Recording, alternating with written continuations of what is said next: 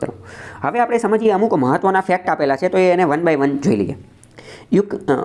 યુકેલિપ્ટસ જે છે યુકેલિપ્ટસ એ environment evil તરીકે જાણીતું છે. એન્વાયરમેન્ટ એ પર્યાવરણ માટે નુકસાનકારક છે. ઇકોલિપ્ટસ શું છે? પહેલાં તો ઇકોલિપ્ટસ એક વૃક્ષનું નામ છે, એક વૃક્ષ છે. આ કયું વૃક્ષ છે? તો કે નીલગિરીનું વૃક્ષ. નીલગિરી આ વૃક્ષ છે ને સારું નથી, આ ખરાબ છે.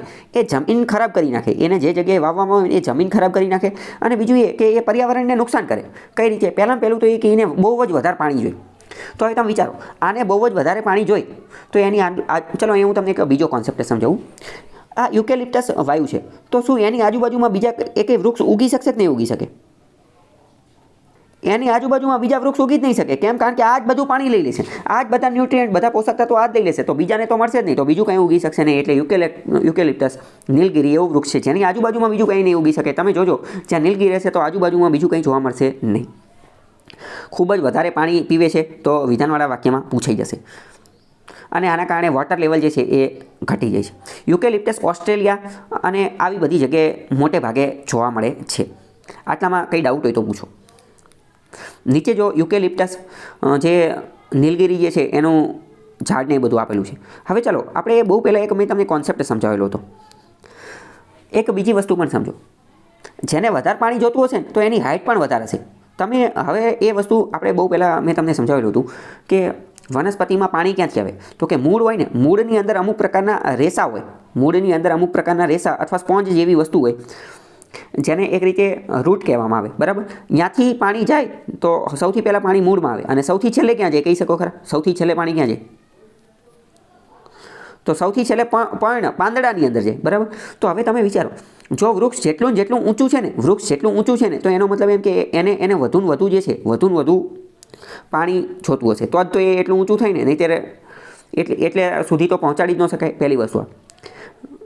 બીજી વસ્તુ એક યાદ રાખવાની, જે ગીચ જંગલ હશે ને, ગીચ એટલે કે ડેન્સ ફોરેસ્ટ, ઘના જંગલ, ગાઢ જંગલ એટલે એકદમ બાજુમાં વૃક્ષો આવેલા.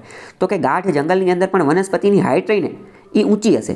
શું લેવા ઊંચી હશે? એનું મોસ્ટ ઇમ્પોર્ટન્ટ એક કારણ એ છે કે માની લો કે ઘણા જંગલ છે. તમે વિચારો, ઘણા જંગલ હશે, ડેન્સ ગાઢ જંગલો હશે, તો શું એમાં સૂર્યપ્રકાશ છે કે નીચે જમીન સુધી પહોંચી શકશે કે નહીં પહોંચી શકે?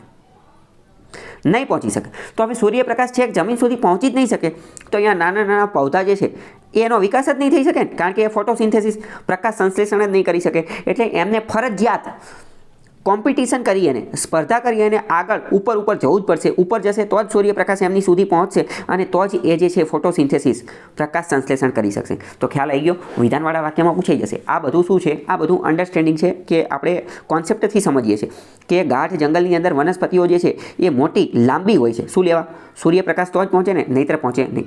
આટલી વસ્તુ ખબર પડી? તો યુકેલિપ્ટસ પણ ઊંચા હોય છે. કેમ? કારણ કે સૌથી વધુ પાણી શોષે છે એટલે. બીજી વસ્તુ મેં તમને એક વસ્તુ સમજાવી હતી કે રણ પ્રદેશની અંદર જે વનસ્પતિ હોય એમાં પાંદડા જોવા મળતા નથી, પરંતુ પાંદડાની બદલે કાંટા જોવા મળે છે. કેમ? કારણ કે એટલું બધું પાણી જોવા મળતું નથી એટલે. તો તમે વિચારો, તો એવી વનસ્પતિ કે જે વધુ પાણી પીવે છે, જેને વધુ પાણીની જરૂર છે, તો એના પાંદડા કેવા હશે? નાના હશે કે મોટા હશે? વિચારીને કેવું તો તમે જોઈ લો નીલગિરીના પાંદડા કેવા છે? તો કે નીલગિરીના પાંદડા મોટા છે. સમજાણું? તો આ બધી વસ્તુ પણ આપણે જોવાની છે.